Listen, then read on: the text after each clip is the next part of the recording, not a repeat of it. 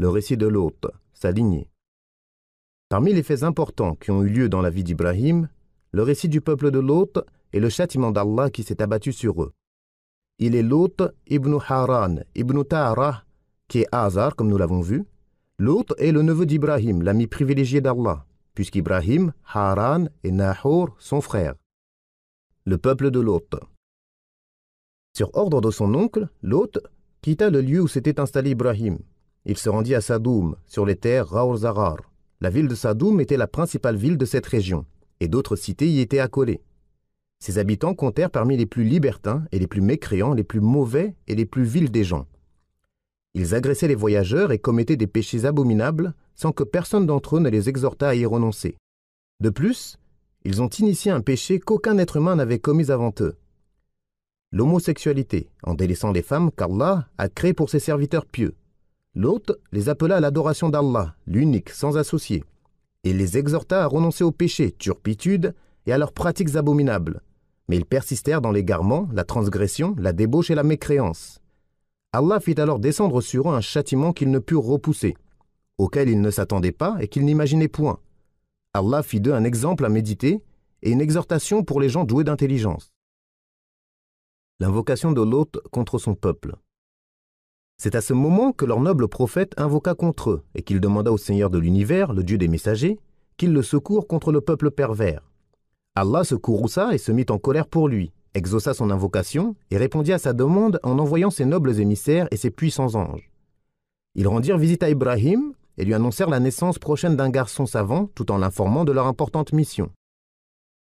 Alors Ibrahim dit : « Quelle est donc votre mission, ô envoyé ?» Ils dirent : « Nous avons été envoyés vers des gens criminels pour lancer sur eux des pierres d'argile, marquées auprès de ton Seigneur à l'intention des transgresseurs. » Et il dit : « Et quand nos anges apportèrent à Ibrahim la bonne annonce, ils dirent : Nous allons anéantir les habitants de cette cité, car ses habitants sont injustes. » Il dit : « L'autre s'y trouve. » Ils dirent : « Nous savons parfaitement qui y habite. Nous le sauverons, lui et sa famille, sauf sa femme, qui sera parmi ceux qui périront. » Et Allah dit : lorsque la peur eut quitté Ibrahim et que la bonne nouvelle lui fut parvenue, voilà qu'il plaida en faveur du peuple de Lot. Ceci car il espérait qu'ils répondraient finalement à l'appel de leur prophète, reviendraient vers Allah, se soumettraient, raisonneraient et reviendraient. C'est pourquoi Allah dit : Ibrahim était certes clément, très implorant et repentant. Ô Ibrahim, renonce à cela, car l'ordre de ton Seigneur est déjà venu, et un châtiment irrévocable va les atteindre.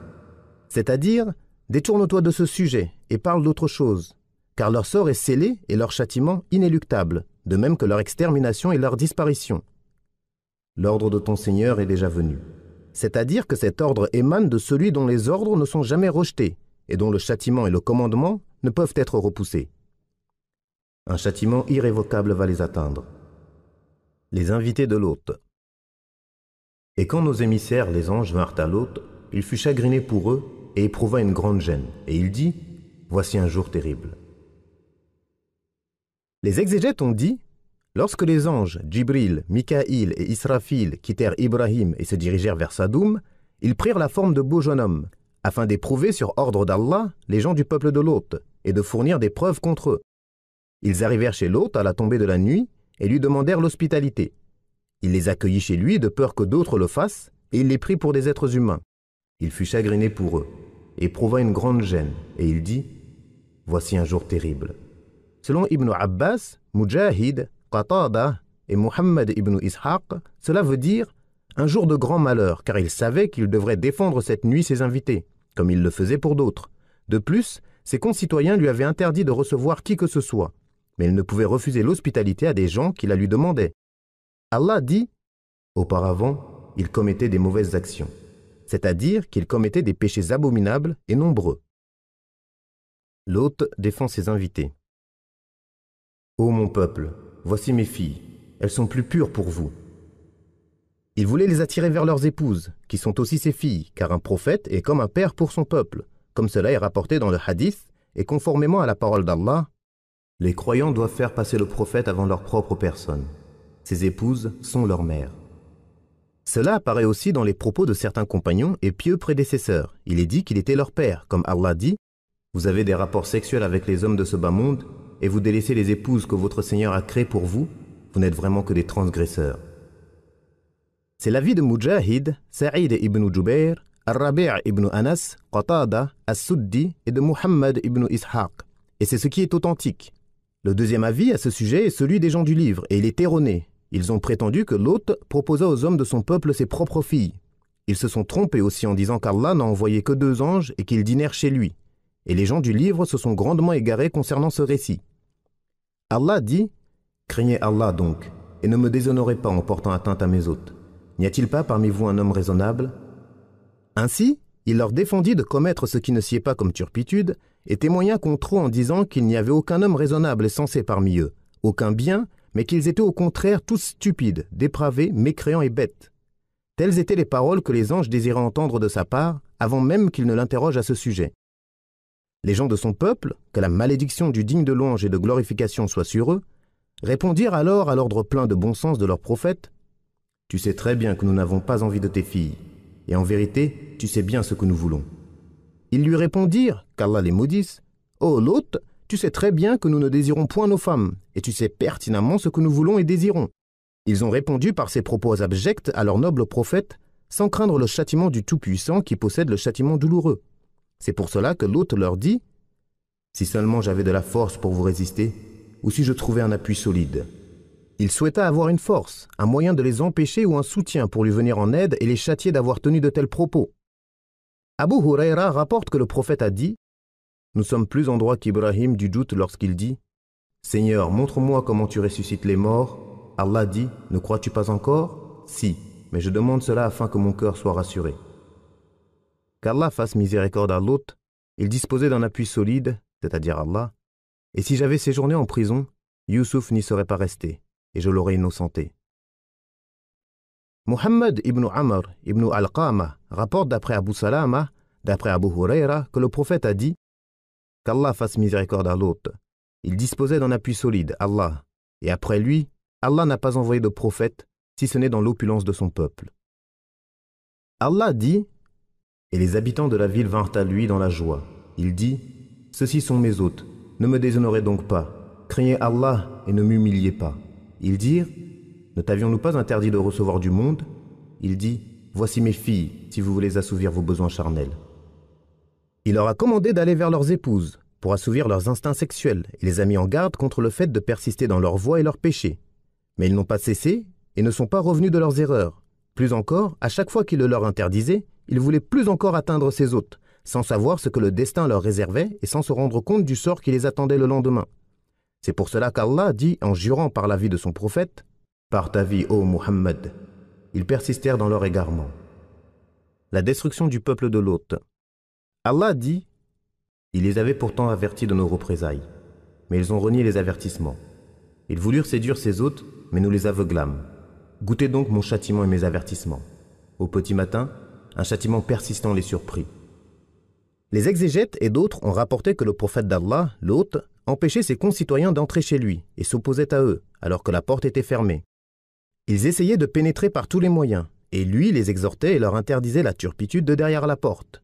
Lorsque la situation devint difficile et périlleuse, il dit « Si seulement j'avais de la force pour vous résister, ou si je trouvais un appui solide, j'aurais fait venir sur vous le châtiment. » Et les anges lui dirent alors « Ô Lot, nous sommes les émissaires de ton Seigneur, ceux-là ne pourront jamais t'atteindre. » On rapporte que Djibril sortit à leur rencontre et frappa leur visage d'un battement d'ailes, leur faisant ainsi perdre la vue.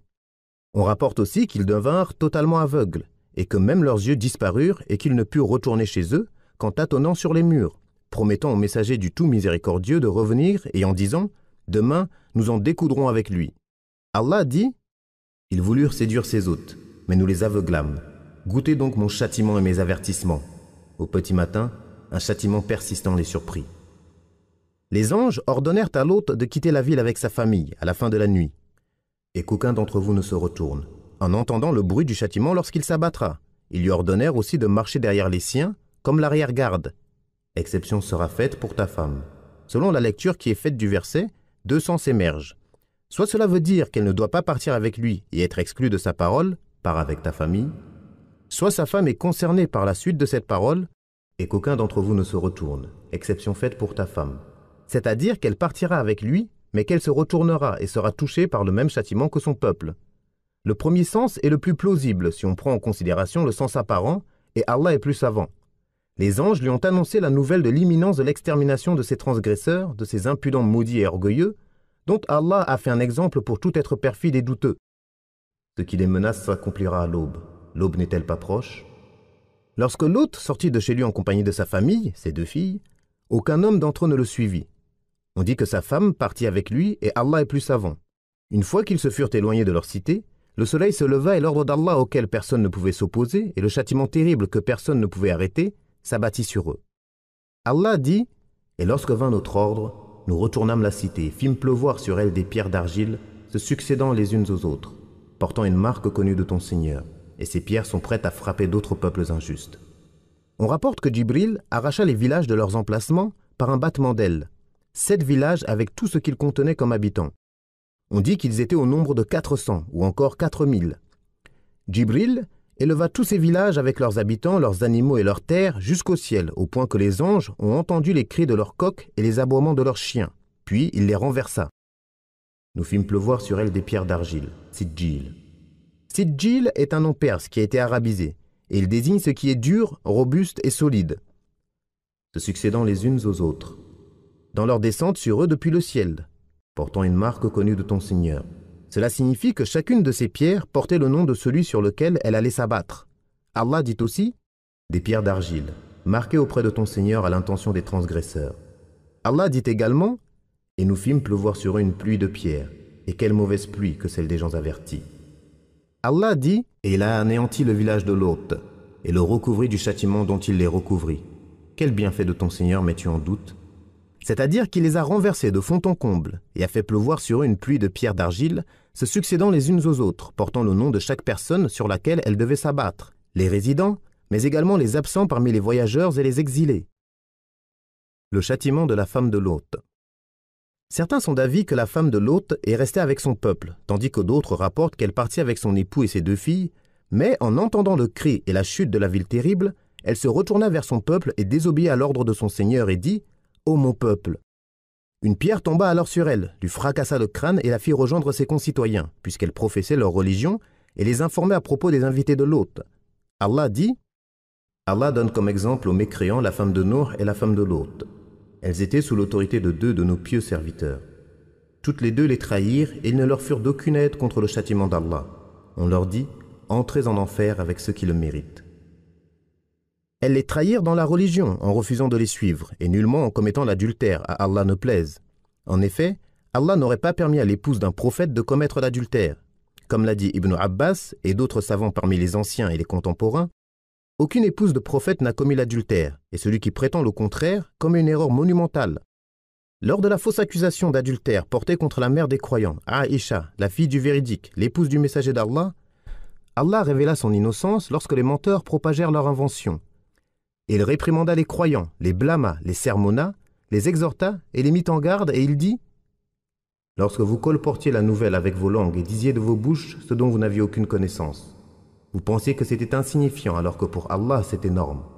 Si seulement lorsque vous l'avez entendu vous aviez dit « Nous ne devons pas en parler, gloire et pureté à toi, Seigneur, c'est une énorme calomnie. » C'est-à-dire qu'ils auraient dû dire « Gloire à toi, il ne convient pas que l'épouse de ton prophète soit ainsi. » Le châtiment de ceux qui agissent comme le peuple de Lot.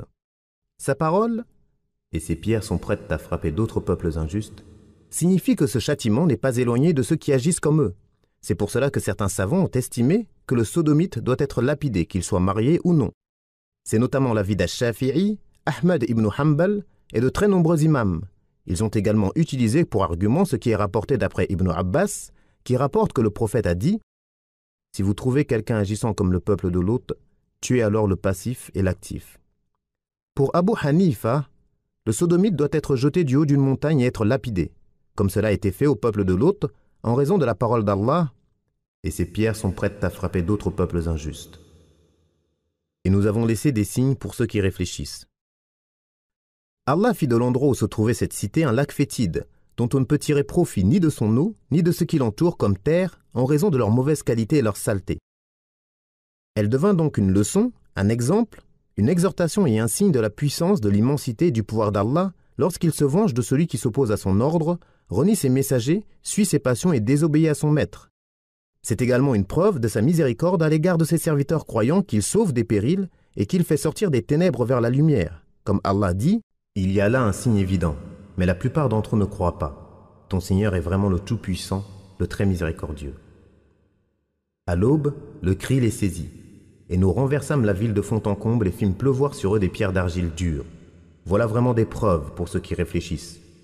Elle, cette ville, se trouve sur un chemin connu de tous. Voilà vraiment un signe pour les croyants.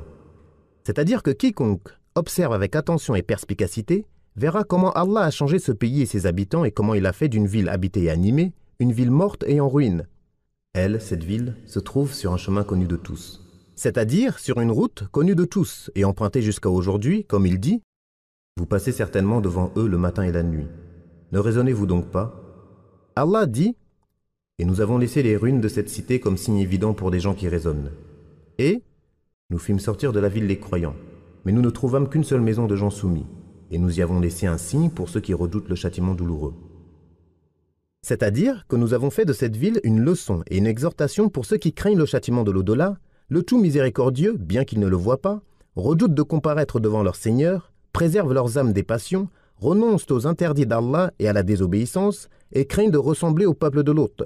Et quiconque cherche à leur ressembler, même si ce n'est pas totalement, fait partie d'eux, comme quelqu'un a dit, « Même si vous n'êtes pas totalement semblable au peuple de Lot, le peuple de Lot n'est pas loin de vous. » L'homme raisonnable, sagace, intelligent et qui craint son Seigneur accomplit les ordres d'Allah et accepte ce vers quoi le prophète l'a guidé, en assouvissant son désir avec les épouses licites qu'Allah a créées pour lui, ainsi que les esclaves séduisantes. Et il doit prendre garde à ne pas suivre tout démon rebelle, sinon la menace se réaliserait contre lui et il entrerait sous la parole d'Allah, et ses pierres sont prêtes à frapper d'autres peuples injustes.